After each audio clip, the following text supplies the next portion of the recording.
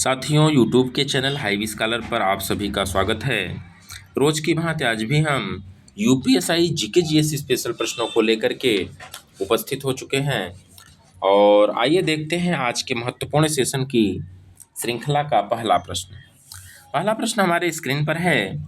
एक electronic toll संग्रह NETC कार्यक्रम के तहत फास्टैग खाली स्थान है द्वारा विकसित किया गया। ए विकल्प दिया हुआ है भारतीय प्रौद्योगिकी वित्त निगम IFCI के द्वारा। बी दिया हुआ है बीमा नियामक और विकास प्राधिकरण IRDA के द्वारा। सी दिया हुआ है भारतीय राष्ट्रीय भुगतान निगम NPCI के द्वारा। डी दिया हुआ भारतीय स्टेट बैंक SBI के द्वारा। तो पहले प्रश्न के सही आंसर की अगर हम लोग बात करेंगे तो यह जो है NPCI के द्वारा विकसित किया गया है।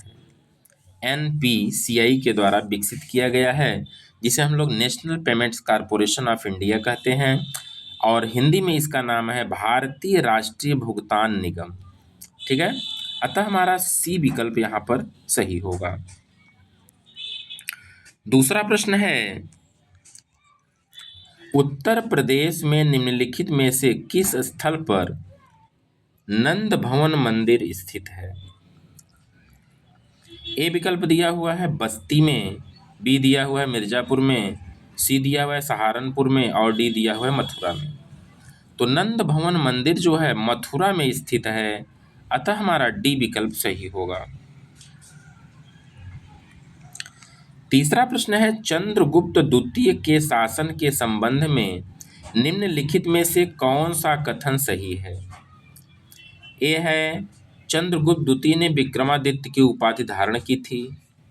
बी दिया हुआ है कालिदास और अमर सिंह उसके दरबार का हिस्सा थे।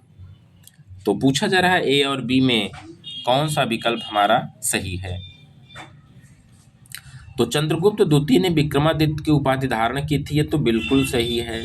चलिए, दूसरा है कालिदास और अमर सिंह उसके दरबार के हिस्सा थे, यह भी विकल्प सही है, अतः हमारा सी वाला विकल्प सही होगा।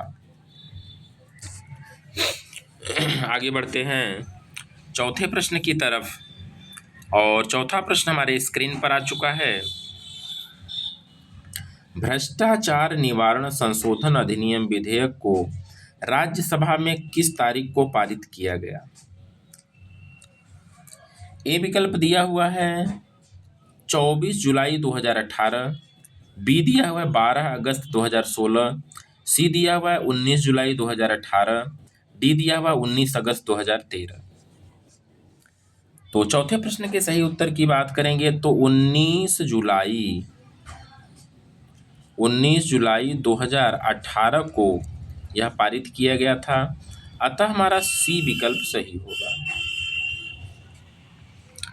पांचवा प्रश्न है, भूमि अधिग्रहण अधिनियम 2015 के संशोधन में निजी कंपनी शब्द को किस शब्द से प्रतिस्थापित किया गया?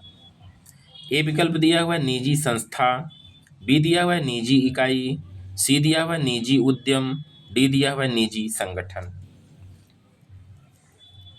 तो पांचवें प्रश्न के सही उत्तर की अगर हम लोग बात करेंगे तो निजी इकाई के रूप में इसको प्रतिस्थापित किया गया है, अतः हमारा बी विकल्प सही होगा।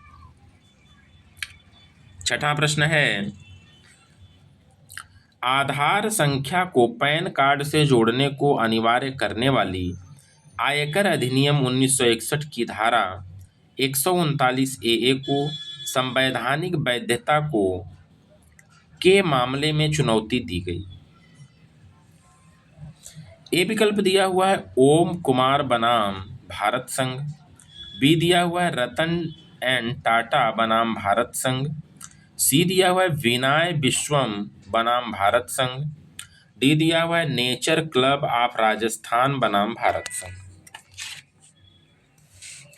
तो इसके सही आंसर की अगर हम लोग बात करेंगे, सही आंसर इसका है ओम कुमार बनाम भारत संघ, अतः हमारा ए विकल्प सही होगा। आगे चलते हैं सातवें प्रश्न की तरफ।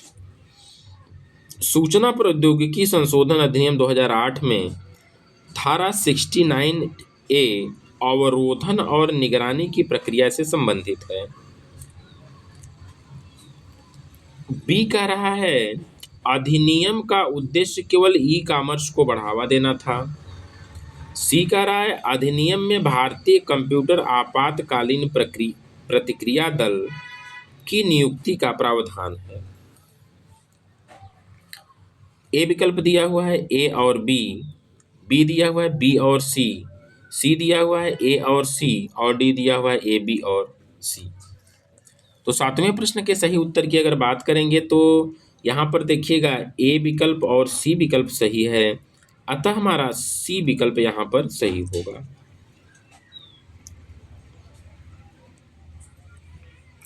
आगे बढ़ते हैं आठवें प्रश्न की तरफ, और आठवां प्रश्न है कारखाना अधिनियम 1948 में प्रावधान है कि खाली स्थान है को नियोजित करने वाले कारखानों में 6 वर्ष से कम आयु के बच्चों के उपयोग के लिए शिशु गृह स्थापित करना चाहिए, उन्हें बनाए रखा जाना चाहिए। ए विकल्प दिया है 25 से अधिक महिला श्रमिकों को, बी दिया हुआ है 20 से अधिक महिला श्रमिकों को, सी दिया हुआ है 30 से अधिक महिला श्रमिकों को, और डी दिया हुआ है 50 से अधिक महिला श्रमिकों को। तो यहाँ पर देखिएगा आठवें प्रश्न में 30 से अधिक महिलाओं को, 30 से अधिक महिला श्रमिकों को वहाँ पर बनाए रखा जाना चाहिए, अतः हमारा सी वाला विकल्प सही होगा। आगे बढ़ते हैं नौवें प्रश्न की तरफ।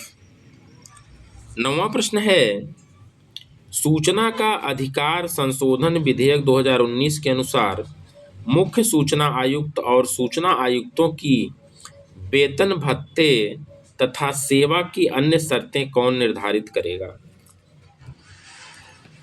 ए विकल्प दिया हुआ है चुनाव आयोग, बी दिया हुआ है सर्वोच्च न्यायालय, सी दिया हुआ है राज्य सरकार, और डी दिया हुआ है केंद्र सरकार। तो नौवें प्रश्न के सही आंसर की अगर हम लोग बात करेंगे तो केंद्र सरकार द्वारा यह शर्त निर्धारित की जाती है, अतः हमारा डी विकल्प सही होगा। आयकर अधिनियम 1961 के तहत अग्रिम कर देय है। ए विकल्प दिया हुआ है अध्याय 17C के प्रावधानों के अनुसार, दूसरा दिया हुआ है अध्याय 6A के प्रावधानों के अनुसार, सी दिया हुआ है अध्याय 2 के प्रावधानों के अनुसार, और डी दिया हुआ है अध्याय 10 के प्रावधानों के अनुसार। तो 10वें प्रश्न के सही उत्तर की अगर हम लोग बात करेंगे तो अध्याय 17 के प्रावधानों के अनुसार अग्रिम देय है, अतः हमारा ए विकल्प सही होगा। आगे बढ़ते हैं 11वें प्रश्न की तरफ। निर्दय शब्द में कौन सा समास है। ए है कर्मधारय, बी है बहुब्रीहि समास, सी है द्वंद्व समास, और डी है द्विगु समास। तो देखिएगा निर्दय शब्द में जो है बहुब्रीहि समास है। निर्दय शब्द में कौन सा समास है, बहुब्रीहि समास है, अतः हमारा बी विकल्प सही होगा। आगे बढ़ते हैं 12वें प्रश्न की तरफ। माखनलाल चतुर्वेदी को उनकी किस रचना पर साहित्य अकादमी पुरस्कार मिला है। ए है साहित्य देवता, बी है हिमतरंगिनी, सी है युगचरण, डी है हिम किरीटिनी। तो 12वें प्रश्न के सही उत्तर को अगर देखेंगे तो माखनलाल चतुर्वेदी को उनके हिमतरंगिणी पर साहित्य अकादमी पुरस्कार मिला हुआ है, अतः हमारा बी विकल्प सही होगा। 13वां प्रश्न है निम्नलिखित में से कृदंत अव्यय का एक प्रकार नहीं है। ए है पूर्वकालिक कृदंत, बी है पूर्णकालिक क्रियाद्योतक, सी है तात्कालिक कृदंत, डी है भूतकालिक कृदंत। तो 13वें प्रश्न का सही उत्तर जो होगा भूतकालिक कृदंत होगा, अतः हमारा डी विकल्प सही होगा। आगे चलते हैं 14वें प्रश्न की तरफ। निम्नलिखित प्रश्न में 4 विकल्पों में से उस विकल्प का चयन करें जो कोष्ठक में दिए गए शब्द के तद्भव रूप का सही विकल्प लगता है। बगल के तालाब से एक कच्छप बाहर आ गया है।